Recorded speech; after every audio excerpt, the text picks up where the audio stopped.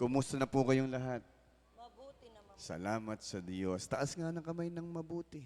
Masasabing siya'y mabuti. Salamat sa Diyos. Dahil napakabuti ng Diyos. Amen. Palakpakan natin ang ating Panginoon. Alin po ba ang madali? Ang sumunod o pagbigyan ang sarili? Sa inyo pong tingin, alin ang madali? Sumunod sa iba o sundin yung gusto natin? Hoy. Alin ang madali? Ang sumunod sa iba o sa batas na hinihingi sa atin o ang sundin ang gusto natin? Which is easier, di ba? Ang sumunod sa gusto natin, di ba? Kung nahihirapan tayong sumunod sa batas o sa ibang tao, sa warigo po ay mas mahirap sumunod sa kalooban at plano ng Diyos. Di po ba? Totoo yan. Mahirap sundin ang kalooban ng Diyos. Bakit? Minsan, hindi natin naiintindihan, hindi natin nauunawaan ang plano ng Diyos. Kaya naman mas madali pang intindihin at sundin ang gusto natin. Pero hindi lahat ng gusto natin ay nakabubuti sa atin. Pero ang plano at kagustuhan ng Diyos ay laging mabuti para sa atin. Alam niyo po sa mabuting balita na ating napakinggan ngayon, kung kayo po ay nagsimba ng isang linggo, ito ay pagpapatuloy ng pagpapahayag ni Jesus na kung sino siya. At sabi nga ni Pedro, ano po, ang puno ng mga apostoles, ay ikaw ang Kristo, ang bugtong na anak ng Diyos. Pero ngayon, nung sinabi ni Jesus na ang anak ng tao ay dapat maghirap sa kamay ng matatanda ng bayan, sa mga punong serdote at mga skriba, at kanilang ipapapatay, pero may kadugsong. At sa ikatlong araw, siya ay muling mabubuhay. Akala ni Pedro ay napakahusay na niya at alam niya ang mga bagay-bagay.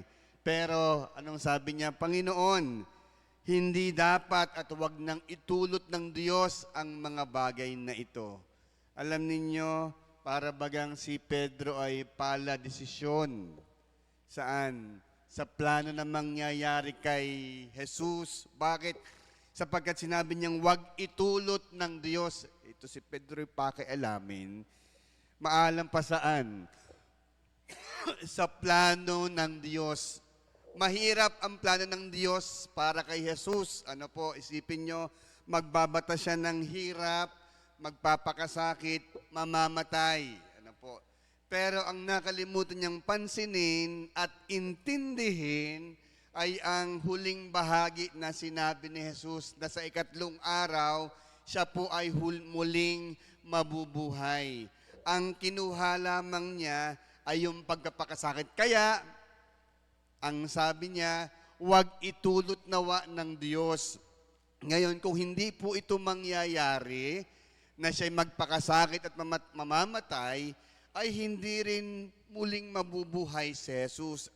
At kung walang muling pagkabuhay, walang kaligtasan, walang mangyayari, sayang ang pagdating ng ating Panginoon. Sayang po ang kanyang pagkakatawang tao. Sabi nga po ay, there will be no resurrection without crucifixion. At walang saysay ang crucifixion kung walang muling pagkabuhay. Si Pedro, ang sabi ng Panginoon, lumayo ka, Satanas.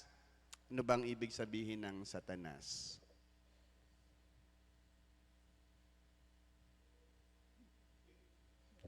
Salamat.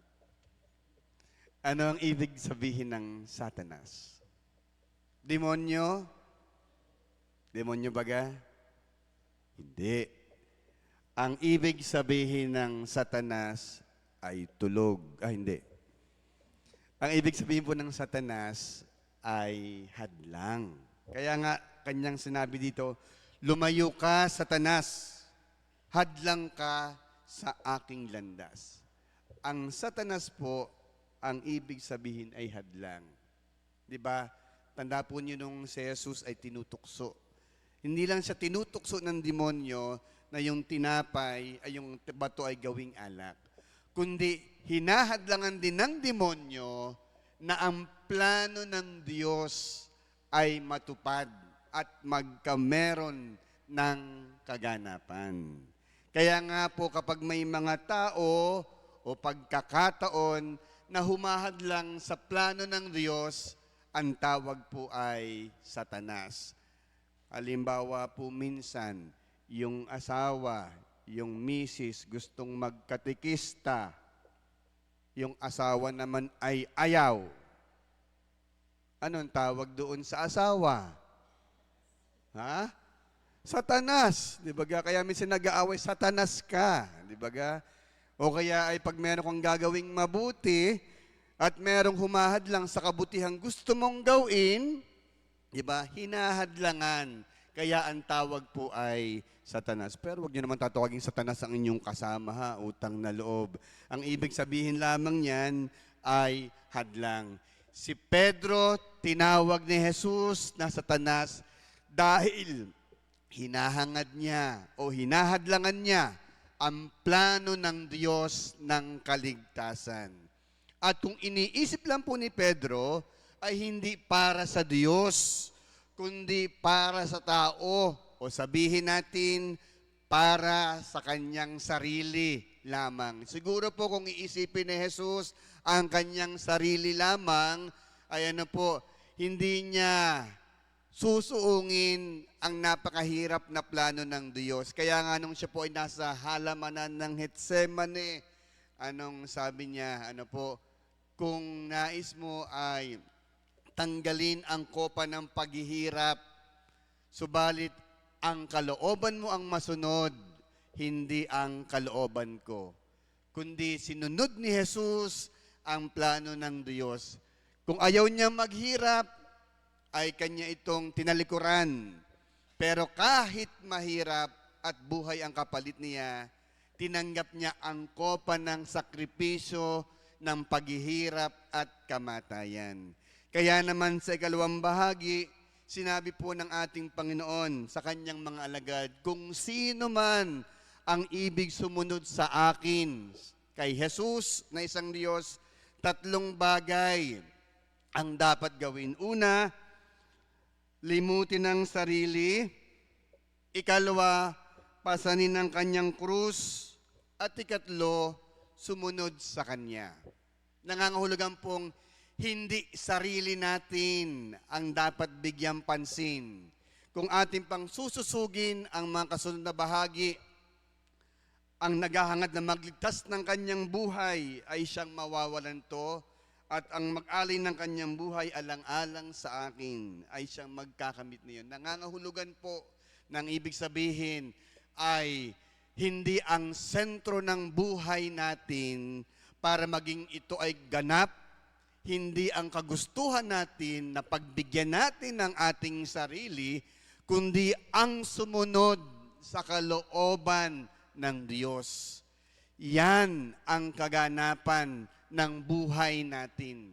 Hindi ang sundin, pagbigyan ang sarili natin, sapagkat kahit tayo ay maging mayaman sa buhay na ito, kung tayo naman ay malayo sa Diyos, tayo ay hindi sumusunod sa kalooban ng Diyos, ang lahat ng meron tayo sa buhay na ito, makamtan man na natin ito ay magiging walang saysay, walang kwenta.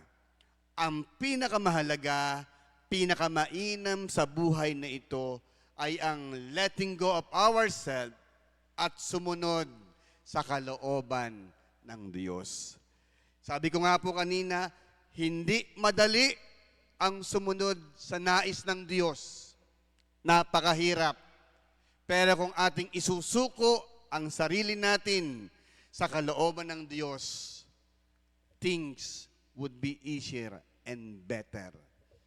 Nung una po, mahirap sa akin ang sumunod nung ako ay nag-aaral pa. Kaya po siguro ako'y binigyan ng Diyos ng isang pagsubok. Dahil ang gusto ko, ito yung plano ko sa buhay ko, nung ako po ay nagpapari pa. Sabi ko sa sarili ko, kasi mula 1986, ako'y dire-diretso sa seminaryo. Wala po akong tigil, hindi ako lumabas ng seminaryo para magpahinga sa aking patuloy na pag-aaral. Kaya ang sabi ko, ang plano ko ay ito. By 1999, magiging pari ako. Yan ang plano ko. Yan lagi pong sinasabi ko sa sarili ko, by 1999, pari ako. Pero, iba ang plano ng Diyos sa plano ko. 1997, I was advised by our rector that I have to take the mandatory regency. Pag sinabi pong mandatory regency, ikaw ay sa masakit at marahas sa salita, ikaw ay pinalalabas ng seminaryo. Ang hirap tanggapin sapagkat hindi yun ang plano ko, ang lumabas sa seminaryo. Pero kahit mabigat ang loob ko, kahit masama ang loob ko, sumunod ako. Pero dun sa pagsunod ko, mahirap pala kumilos, mag-isip, gumalaw, nakakatamad. Gusto ko nang sumuko, gusto ko nang umayaw, at pumili ng bagong buhay na gusto ko. Pero, maalam talaga po ang Diyos. Nung ipaunawa sa akin ng Diyos, nang magsalita ang Diyos sa akin, saka ko naintindihan ang lahat. At alam po ninyo, nung ipaunawa sa akin ng Diyos, ang lahat kung bakit ako pinalabas ng Diyos, dun po mas lumawak ang aking pag-unawa sa buhay, pagpapari na aking kakaharapin pagdating ng panahon. Pinaunawa sa akin na hindi madali. Ipinaintindi sa akin na ito ang komunidad na iyong makakasama at makakapiling. Yan ang inyong bayang paglilingkuran. Ipinaunawa sa akin. Kaya po sabi ko, napakabuti ng Diyos. Ipinaunawa sa akin ang buhay na aking tatanggapin. Kaya po ngayon, alam ninyo, I leave everything to God. Kung anong merong plano ako, lagi kong tinatanong at sinasabi sa Diyos at aking dasal, kung ito po ang inyong plano, mangyari po ito. Ako po'y may plano, pero lagi kong ipinagdarasal na kung ang plano ko po ay ayon sa plano ninyo, mangyari po ang inyong kalooban. Hindi na po ako nagpaplano ng ako lang. Hindi na po. Sapagkat nakita ko, pag akin lang ang gusto, walang saysay ang plano ko. Makasarili ang plano ko. Pero kapag ang plano'y nakaugat sa plano ng Diyos, lahat natatapos ng maluwalhati. Mahirap pong sumunod, hindi po madali. Pero sa pagsunod sa kalooban ng Diyos, kahit mahirap, sigurado naman maganda ang patutunguhan. Sa ating pong mabuting balita na ipinakita sa atin, nilarawan kahit si Jesus na anak ng Diyos ay sumunod sa plano ng Diyos. Hindi niya po pinairal ang kanyang gusto, kundi ang naghari ay plano at gusto ng Diyos. Amen. Amen.